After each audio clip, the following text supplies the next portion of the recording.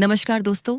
आज सुनते हैं सुधा जुगरान जी द्वारा लिखी कहानी नई इबारत। अगर आपको वीडियो पसंद आए तो लाइक, शेयर और चैनल को सब्सक्राइब जरूर करें। वह मेरे सामने खड़ी ही ताही थी। काफी समय से उसके आने की आहट हम दोनों की आपसी सरगोशियों में थी। घर में काम करने वाली लाली उसे लेकर आई थी। नाम भी भला सा था, रंजना। शहरी सा नाम। लगभग 32 से 23 साल की होगी।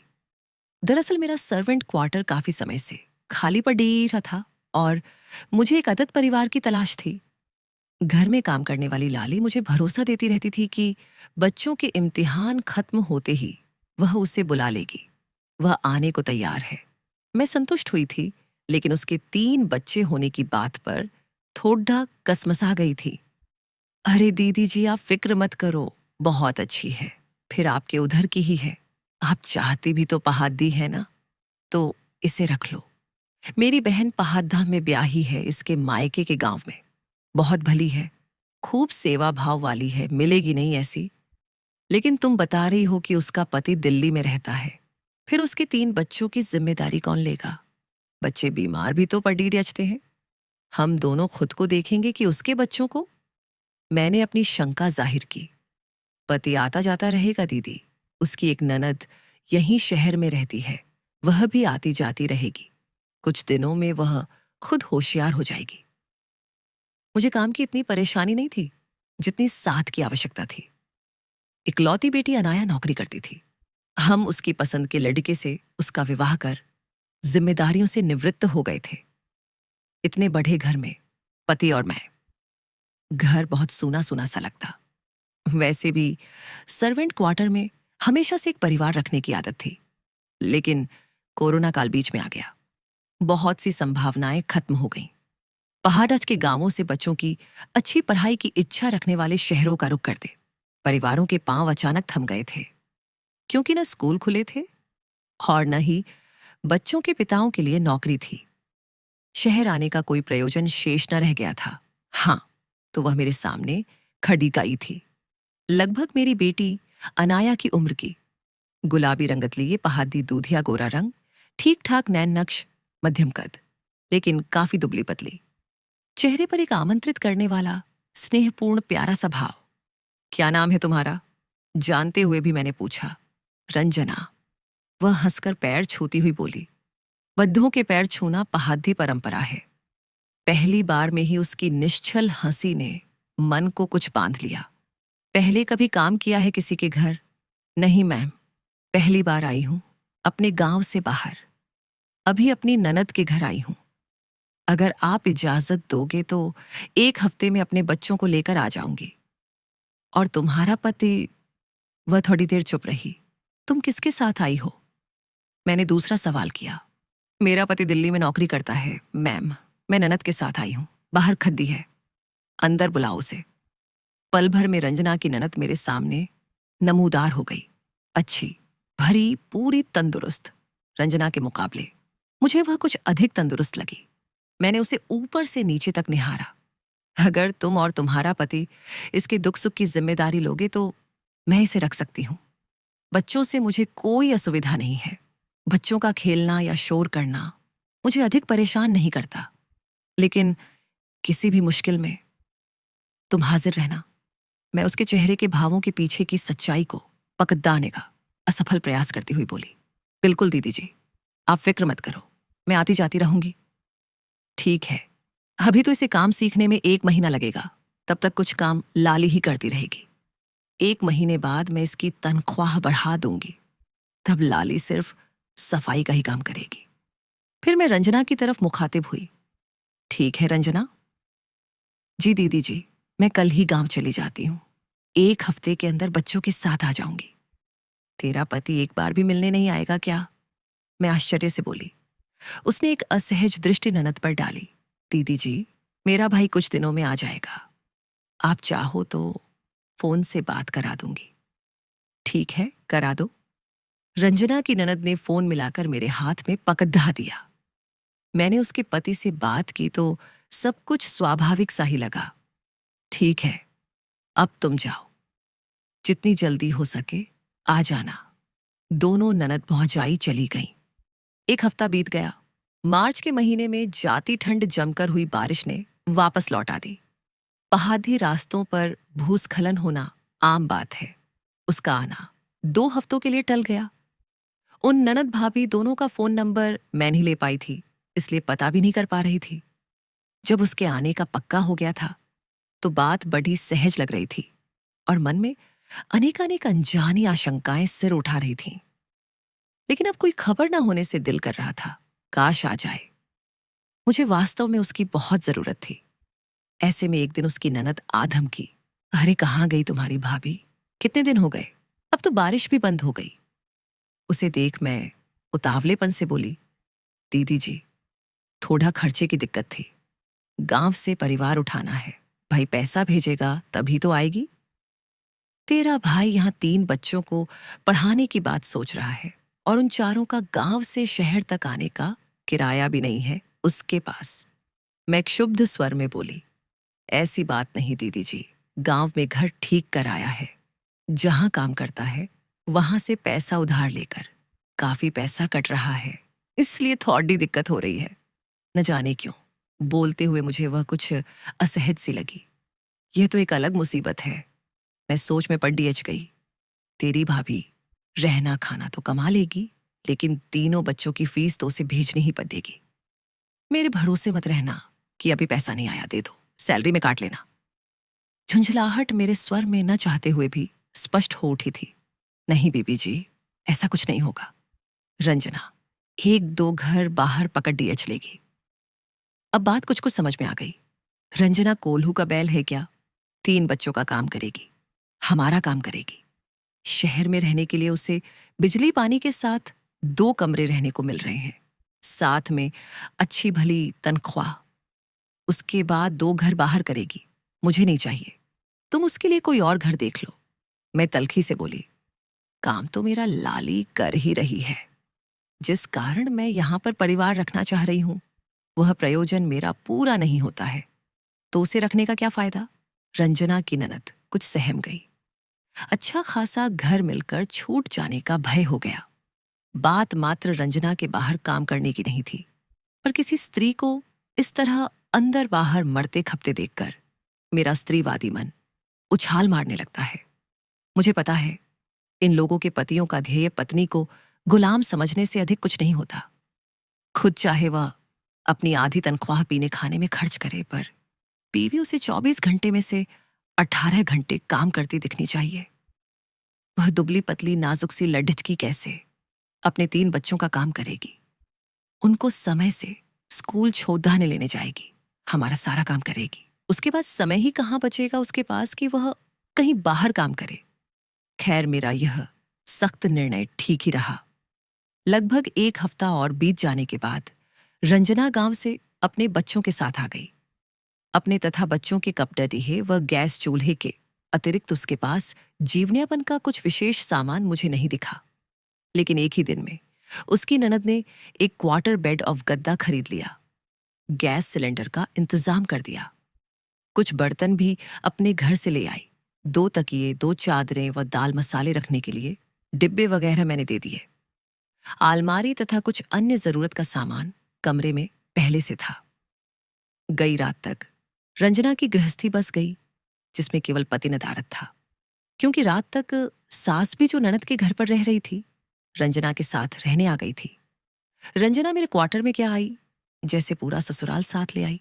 सास तो साथ थी ही, ननद भी जब तब अपने बेटा बेटी सहित आ धमकती, और गाहे बगाहे रंजना के ननद का पति भी। कभी कभी पूरा परिवार ही रात में यहीं रुकने लगा। सर्वेंट क्वार्टर में रहने वालों को मेरे निर्देश रहते थे कि रात 9 बजे तक गेट पर ताला अवश्य लगा दें, उसके बाद जरूरत हो तो खोल लें।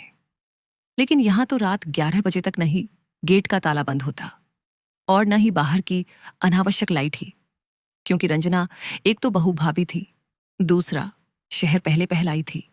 उसे खेतों में एक ही तरह के काम करने की आदत थी। मेरे घर में उसे डस्टिंग से लेकर खाना बनाना, कपड़े मशीन से निकालना फैलाना, प्रेस आदि सारे ही काम करने थे। यूं तो 2 लोगों का काम ही कितना होता है, फिर अभी बर्तन सफाई का काम लाली कर रही थी। मैं रंजना को कुछ सिखाना चाहती, लेकिन उसे अपनी ससुराल से फुर्सत मिले तब ना। काफी दिन गुजर गए। रंजना को न काम करने का समय मिल पा रहा, न सीखने का। तब मुझे सख्ती से कदम उठाना ही पड़ा। उसकी सास को बुलाकर मैंने कहा कि यहाँ पर हमने कमरे सिर्फ अपने यहाँ काम करने वालों के लिए बना रखे हैं। उनके परिवार का कोई निजी सदस्य 2-4 दिन से अधिक यहाँ नहीं रह सकता। पता नहीं बुरा मानकर या मेरी बात समझकर सास तीसरे दिन गांव चली गई। सास के जाने से ननद के परिवार का रोज रोज आना कुछ कम हो गया। मेरे साथ ही रंजना ने भी चैन की सांस ली। अब उसे समय मिलने लगा। सुबह उसकी ननद की बेटी सीमा रंजना के बेटे को स्कूल के लिए लेने आती। बाद में पता चला कि बेटा तो पहले से ही अपनी बुआ के पास रहकर PRH रहा था। रंजना की बड़ी बेटी 12 साल की और सबसे छोटी बेटी मात्र 3 साल की थी। तुमने बताया नहीं कि तुम्हारा बेटा पहले से ही यहां रह रहा था? मैंने रंजना से पूछा। जवाब में कुछ नए रहस्य उजागर हुए। दीदी जी, अब वो मेरे कहने पर मुझे मैम से दीदी कहने लगी थी। मेरी बद्दी बेटी गांव में अपनी चाची के पास रह रही थी 3 साल से। मेरे साथ सिर्फ मेरी छोटी बेटी थी। मैं 3-3.25 साल से मायके में थी। अरे पर क्यों? आश्चर्यचकित मेरी आंखें उसके चेहरे पर टिक गईं। संभवतः उसके कहने से पहले ही सत्य की कुछ पहचान कर लूं, लेकिन उसका चेहरा तकरीबन निर्विकार था। कुछ ऐसा भी कि वह सत्य को झूठ का आवरण अब अधिक नहीं चढ़ा सकती। मेरे पति ने मुझे 3.25 साल से छोदा हुआ था। 3.25 साल से छोदा हुआ था, लेकिन तेरी छोटी बेटी तो लगभग इतने ही साल की है ना। मैंने उसकी हाना में अपनी बात का प्रमाण चाहा। मेरी बेटी 3 साल की है दीदी। उसकी आंखों के कटोरे कुछ मजबूरी और कुछ अपमान से झुलस कर भर गए। मेरा पति रमेश दिल्ली से 2-2 साल तक घर नहीं आता था, न ही ठीक से खर्च भेजता था। मैंने 10वीं पास की है, वह 8वीं भी नहीं है। ड्राइवर है, अच्छी तनख्वाह मिलती है उसे। जहां रहता है वहां खाना रहना फ्री है। फिर खर्च कहाँ हो जाता है कि अपने पहले 2 बच्चों को भी पालने और पढ़ाने लिखाने के लिए उसके पास पैसे नहीं होते थे। उसके नाम मात्र का खर्च भेजने पर मैंने सड़क निर्माण के काम पर लगकर मजूरी की। गारा बजरी पत्थर ढोया, खेत में सब्जी उगाकर बेची, तब जाकर बच्चों का खर्च निकाला। लेकिन घर में तब रमेश की माँ बहन ने मेरा जरा भी साथ नहीं दिया। उल्टा सास ने मुझ पर जब तब हाथ उठाया। नंदों ने बुरा भला कहा, गाली गलौज की। जब पति अपना नहीं होता है ना दीदी, तो सारा संसार दुश्मन हो जाता है। उनके लिए तो उनका बेटा परदेश में अकेला रहकर कितनी मुश्किल से कमा कर भेजता है, और मेरा कुछ नहीं जो बच्चे पैदा करे, उसके घर वालों की चाकरी भी करे, फिर अपना और बच्चों का पेट पालने के लिए मजूरी भी करे। जब इस बात पर मैंने सवाल उठाया तो हम दोनों में लड़ाई होने लगी। फिर भी उसके खाने पीने पर ही पैसे फूंकने की बात दिमाग में थी। उन दिनों वह 2 साल बाद घर आया था, लेकिन लड़ाई की वजह से 3 से 4 ही दिन में ही चला गया। सबने मुझे ही जली कटी सुनाई, कहकर वह चुप हो गई। फिर क्या हुआ? मैं उसकी कहानी जानने के लिए उत्सुक हो गई थी। वह थोड़ी देर तक अपने अंदर उमदश आए ज्वार भाटे के फलस्वरूप बह आए आंसुओं के सैलाब को पोंछती रही। हर वक्त हंसती मुस्कुराती रहने वाली वह दुबली पतली लड़की अपने अंदर काले बादलों का एक पूरा आकाश समेटे बैठी थी। उसे बस थोड़ी सी सांत्वना के हरे पैदों की जरूरत थी, जिनसे टकराकर वह बरस जाए। कह दो, घबराओ नहीं। मैंने उसके कंधे पर भरोसे का हाथ रखा। कहने से तुम्हारा दिल हल्का हो जाएगा। स्वच्छ आकाश में ही चंद्रिका छिटकती है। मैंने मन ही मन सोचा। थोड़ी देर बाद वह प्रकृतिस्थ हुई। दीदी जी, गांव से और भी लोग दिल्ली में काम करते हैं। उन्हीं में से गांव के एक लड़के से मुझे पता चला कि वह बहुत समय से एक औरत के साथ रह रहा है, इसीलिए गांव कम आता है। अरे, तुमने कुछ कहा नहीं। मुझे मन में कुछ ऐसा ही अंदेशा हो चला था, इसलिए आश्चर्य नहीं हुआ। पहले तो विश्वास ही नहीं हुआ दीदी जी। वह फिर आंसुओं के सैलाब में डूब गई। गांव की सरल बाला, जिसके लिए पति पत्नी के रिश्ते 7 जन्मों के रिश्ते होते हैं, उसे क्या पता था कि उसका पति गांव की सरलता को शहरी चोले के साथ घोल कर पी गया है। मैंने जब उसे यह बात फोन पर पूछी, वह आगे बोली तो गांव के उसी लडजके को गाली देने लगा, उसी को बदमाश बताने लगा, उसी से मेरा रिश्ता जोड़ने लगा, यह कहकर कि वह तुझसे अकेले कब आकर बात करता है। गांव का लडजका है दीदी, भले ही सभी को राखी बांधकर भाई नहीं बनाते हैं, पर क्या श्रद्धा और विश्वास का कोई रिश्ता नहीं होता है? मैंने कहा, 2 बच्चे पहले से हैं, तीसरा बच्चा पेट में है। तुम खर्चा भेजते नहीं हो, मैं कैसे पालूं इन तीनों को? तो गाली देते हुए बोला, तीसरा बच्चा कहाँ से आ गया छिनाल? मैं 2 से 4 दिनों के लिए ही घर पर था, उस पर एक ही दिन तेरे साथ रहा। रोज तो डीडीएच जाती थी, पता नहीं किसका है। मेरा बच्चा नहीं है यह, जरूर उसी का होगा। मैं नहीं पालूंगा इसे और तुझे भी देख लूंगा। दीदी, ये सच है कि वह सिर्फ 4 रोज ही गांव में रहा था और आने के पहले दिन ही हम साथ रहे थे। उसके बाद खर्चे को लेकर हमारी रोज लड़ाई हो जाती थी। मेरे लिए बच्चों को पालना कठिन हो रहा था, लेकिन उस एक दिन का संबंध यह गुल खिला देगा, सोचा न था। अपनी बदमाशी छिपाने के लिए वह दूसरे ही दिन गांव आ गया। परिवार वालों के सामने मुझे झूठा ठहरा दिया। मैं गर्भवती थी, मुझ पर हाथ उठाया। बद्दी बेटी से पूछा कि वह लड़का घर कब आया था, कब बात हुई। छोटी बच्ची क्या जाने इस बात का मतलब। उसने कह दिया, माँ और वह चाचा कमरे में बैठकर बात कर रहे थे। उसके बाद कहने को कुछ रह ही नहीं गया। मैं सब समझ रही थी। शक का इलाज तो हकीम लुकमान के पास भी नहीं था। सीता की अग्नि परीक्षा हर युग में होती है। रंजना के पति रमेश के पक्ष में बोलने वाली भी स्त्रियां ही थीं। रमेश की मां बहन के रूप में और रंजना की जिंदगी का नासूर भी ये स्त्रियां ही बनी। और बेटी के एक नाबालिग से बयान ने उसे इतने वर्षों का वनवास दे दिया। फिर क्या हुआ? मेरे प्रश्नों का कोश अभी खत्म नहीं हुआ था। फिर क्या होना था, सब एक तरफ हो गए। मैंने बहुत मिन्नतें की, कस्में खाई, हाथ पैर झुर्दे, लेकिन कहावत है ना दीदी की औरत का चरित्र आईने की तरह होता है, जिस पर पद्धा बाल क्या उसका साया भी दिखता है। किसी ने भी मेरी एक न सुनी। रमेश किसी औरत के साथ रह रहा था। यह बात कौवों की कांव कांव में दब गई। मैं सबके मानसिक व शारीरिक अत्याचारों से घबराकर लगभग 6 महीने का गर्भ लेकर बिना किसी को बताए मायके चली गई। सबकी मार डांट, झूठा लांछन सहती रहती तो घर में नौकरानी जैसी बनी रहती। मेरे दोनों बच्चों को ससुराल वालों ने अपने पास रख लिया। मैं अकेली जान उन्हें पालती भी कैसे। 4 महीने बाद छोटी बेटी पैदा हुई। इस बेटी का पिता कौन है ये रमेश अच्छी तरह जानता था, लेकिन दूसरी औरत के मुंह में अंधा होकर उसने मेरे साथ साथ हमारे मासूम बच्चों को भी सजा दे दी। बद्दे दोनों बच्चों ने मां को लगभग 3 साल बाद देखा। छोटी बेटी अपने सगे भाई बहन से पहली बार मिली और अपने बाप को उसने अभी तक नहीं देखा।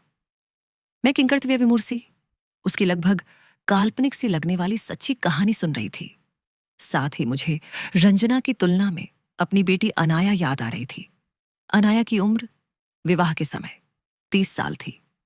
उसके विवाह को 5 साल हो गए थे, लेकिन प्रेम विवाह होने के बावजूद उसका वैवाहिक जीवन पिछले 1.5-2 सालों से तनाव में गुजर रहा था।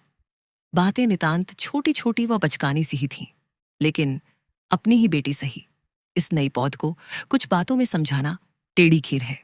उनके दिमाग में स्त्री सशक्तिकरण की खोखली इमारत हर वक्त बुलंद रहकर जगमग करती रहती है।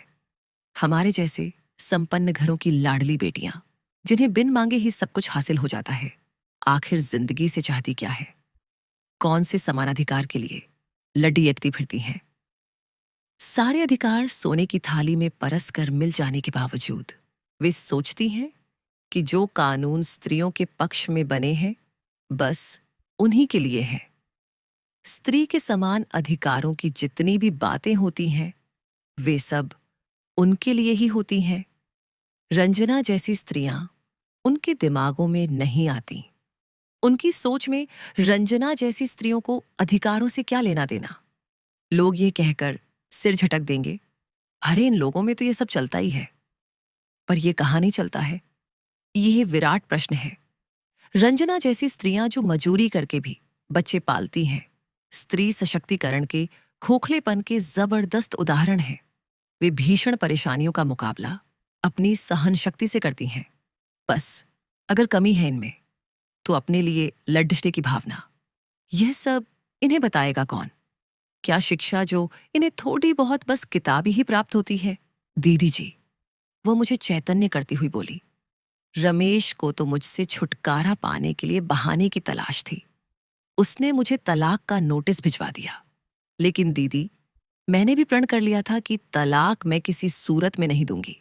इल्जाम वह मुझ पर लगा चुका था, बेइज्जत, बदनाम कर चुका था। इसलिए अब मुझे अपनी नहीं, सिर्फ अपने तीनों बच्चों के भविष्य की चिंता थी। कोर्ट केस चला। रमेश का केस वकील ने लड़ा, अपना केस मैंने खुद लड़ा। क्या? उसके खुद केस लड़ने के नाम पर मेरे सामने एक फिल्मी दृश्य चित्रित हो गया था। गांव की एक साधारण भीरू सी लड़की ने अपने बचाव में क्या बोला होगा? तुमने कैसे बचाव किया? अपना वकील के सवालों से मैं आश्चर्यचकित सी बोली। मुझे अपना बचाव नहीं करना था दीदी जी, बल्कि आक्रमण करना था। उसके चरित्रहीनता के पुख्ता सबूत मैं जुटा चुकी थी। लेकिन मैंने कहा कि मैं फिर भी तलाक नहीं देना चाहती, क्योंकि मेरे 3 बच्चे हैं जिन्हें पिता की आवश्यकता है। ससुराल में मुझे जिस हाल में भी रहना होगा, मैं रहूंगी। फिर क्या हुआ? फिर क्या होना था? रमेश तो तलाक देने पर तुला था। मैंने कहा, ठीक है, मुझे अपने लिए कुछ नहीं चाहिए, लेकिन तीनों बच्चों का खर्च इनका पिता उठा ले और बच्चे मेरे पास रहेंगे, क्योंकि इसने दूसरी औरत रखी हुई है और सास बूढ़ी है। कोर्ट ने अपना फैसला सुना दिया। अगर रमेश मुझे तलाक देता है तो उसे भरण पोषण का खर्च देना पड़ी देगा। बस यहीं पर आकर रमेश ने हथियार डाल दिए और मुझसे सुलह कर ली। रंजना विजय भाव से मुस्कुराई। उस भीरू सी लड़की की मुस्कान मुझे किसी बद्धे प्रतियोगी परीक्षा में सफल हुई लड़की या फिर उच्च पदस्थ महिला की गर्वीली मुस्कान से कम नहीं लगी, जिसने अकेले दम पर किला फतह कर लिया था। तुम वास्तव में बहादुर हो। तुमने इतनी विषम परिस्थितियों में भी धैर्य नहीं खोया, पूरा दृश्य ही बदलकर अपने पक्ष में कर लिया। उसे देखते हुए मैं प्रशंसात्मक स्वर में बोली, जी दीदी, और अब तो मैं कमा भी रही हूं, एक अच्छे घर में रह रही हूं। आपको छोड़ कर किसी हालत में नहीं जाऊंगी। मैं एक मां हूं और कल मुझे अपने बच्चों को जवाब देना है। मैं चुपचाप उसकी आंखों में छाए दर्प को निहारती रह गई थी। समस्या से पलायन तो हमारी बेटी अनाया कर रही थी। न उसका पति किसी दूसरी लड़की के साथ फंसा था और न ही वह अनाया के साथ किसी तरह के अन्याय करने की हिम्मत रखता था। संपन्न आम घरों में आजकल के पति ऐसा कुछ चाहकर भी नहीं कर सकते। हमारी इकलौती लाडली बेटी का मन पढ़ाई में भी अधिक नहीं लग पाया। डिग्री जरूर MBA की ले ली। पापा के पैसे के बूते 3rd क्लास कॉलेज से ही सही, साधारण सी नौकरी है। लेकिन उससे क्या, नौकरी में टाइम उसका भी अपने पति शलभ जितना ही लगता था ना। माता पिता बच्चों की रजामंदी में साथ हो सकते हैं, लेकिन उनकी अपनी जिंदगी का गणित तो उन्हें ही हल करना पड़ जाता है। रंजना जैसी जीवट वाली लड़की के सामने कितना कमजोर और अविवेकी बना दिया है हमने अपनी बेटियों को। अपने स्तर के परिवारों में मुझे नहीं दिखता कि कहीं लड़की के अधिकारों का हनन हो रहा है, लेकिन तब भी लड़कियां अधिकार अधिकार के नारे बुलंद कर रही हैं। अनाया की न नौकरी किसी लायक है, न काम करने या करवाने का ही उसे विशेष अभ्यास है। स्वभाव से तुनक मिजाज हमारी इकलौती कन्या के घर में उसके सास ससुर अधिक रहना पसंद नहीं करते। 35 की हो गई अनाया, पर उसे मां नहीं बनना है। अभी नौकरी जो कर रही है, चाहे जैसी भी, फिर पता नहीं कब बनेगी। शलभ लड्डिका होकर भी कई घर बाहर के काम संभाल लेता है, लेकिन हमारी नाजुक अनाया से कुछ होता ही नहीं। उस पर तुर्रा यह कि शिकायत वही करती है। आज अगर शलभ को अकेले रहना पड़ेगा जाए तो वह उसी सेटअप में अकेले रह लेगा, लेकिन अनाया को अकेले रहना पड़ जाए तो वह बिना माता पिता की सहायता के इस शान बाण से नहीं रह सकती। प्रेम करना है, प्रेम विवाह करना है, लेकिन प्रेम निभाना कब है इस पीढ़ी को? रंजना के साथ वास्तव में अन्याय हुआ है। उसने अन्याय के खिलाफ आवाज बुलंद की और रिश्ते को भी निभा लिया।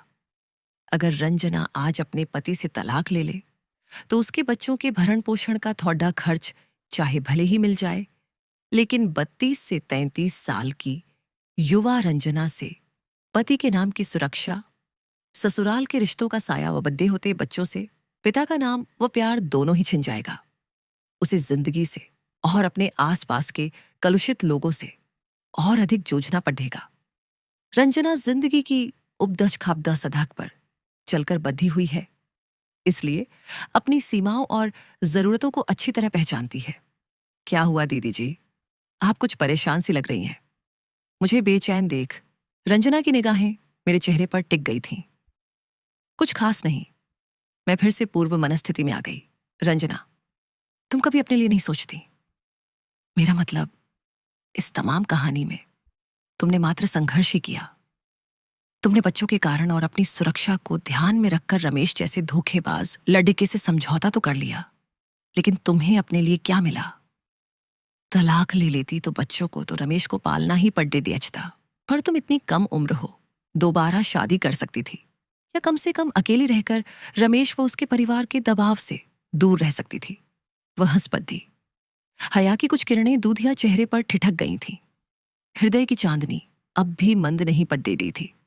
एक प्यार करने वाले पुरुष का संग साथ मिले तो किसे नहीं चाहिए। दीदी जी, औरत की जिंदगी यूं भी कई टुकड़ों में बंटी होती है। मैं अपनी जिंदगी के ऐसे उल्टे सीधे फैसले कर कुछ और टुकड़े नहीं करना चाहती थी। दूर के ढोल सुहावने लगते हैं। मेरी एक तरफ कुआं और एक तरफ खाई थी। मैंने कुएं को चुन लिया। मैं उसका चेहरा ताकती रह गई। तभी फोन की घंटी बजी। अनाया का नाम स्क्रीन पर चमक रहा था। इस वक्त फिलहाल मेरा हृदय अनाया के प्रति भाव शून्य था। छोटी छोटी बात पर 2 साल से उसका बिसूरना देखकर मैं खिन्न थी। हाँ बोलो अनाया, मैं रूखे स्वर में बोली।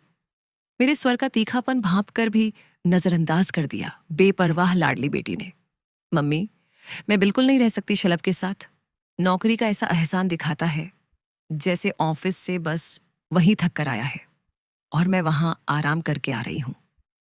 ऊपर से कुछ दिन से उसने और उसकी मम्मी ने नया राग अलापना शुरू कर दिया है कि अब बच्चा होना चाहिए। अरे नहीं करना है मुझे बच्चा। नौकरी छोड़ डाच कर घर बैठकर बच्चा पालूंगी अनपढ़ों की तरह। वर्षों से ये सब औरत को अपने मतलब के लिए इस्तेमाल करते आए हैं। आज भी करना चाहते हैं, लेकिन अब समय बदल चुका है। महिला सशक्त हो चुकी है। अनाया का आलाप जारी था। अपनी ही बेटी के बेबुनियाद दुख तकलीफों से मेरा सिर भन्ना रहा था। सुनो अनाया, मैं तल्खी से बोली, तुम कोई भी निर्णय लोगी तो अपने भरोसे लोगी। तुम 35 साल पूरे करने वाली हो। तुमने प्रेम विवाह किया है। सब कुछ तुम्हारी मर्जी से हुआ है। आगे भी जो होगा तुम्हारी मर्जी से होगा। महिला के सशक्त होने का मतलब जुनूनी होना नहीं है।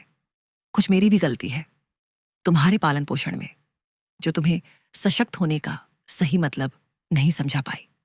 लेकिन मैं आज तुमसे कहती हूं कि तोड़ी फोदाज के लिए जुनून चाहिए और कुछ बनाने के लिए ताकत। तुम एक नौकरीशुदा और एक जिम्मेदार वयस्क लड़की हो। अपनी जिंदगी शलभ के बिना बिताओगी या शलभ के साथ, इन दोनों पहलुओं पर तुम स्वयं फैसला लेने के काबिल हो, ऐसा मैं समझती हूं और चाहती हूं कि तुम जुनून का नहीं, अपनी ताकत का इस्तेमाल करो। कहकर मैंने बिना उसकी बात सुने फोन ऑफ कर दिया। मेरी बेटी सिर्फ अपने अधिकारों की भाषा पहचानती है, लेकिन कर्तव्यों तथा साझेपन की भाषा तो उसने कभी पढ़ी ही नहीं। दरअसल हमने पढ़ाया भी नहीं, और जब जिंदगी पढ़ाने बैठी तो वह पलायन करना चाहती है। रंजना अपनी दुश्चिंताओं से मुक्त इस समय कोई पहाड़ी गीत गुनगुनाती हुई किचन से अपने क्वार्टर में जा रही थी। तो ये थी सुधा जुगरान जी की लिखी कहानी नई इबारत। सुनने के लिए आप सभी का धन्यवाद।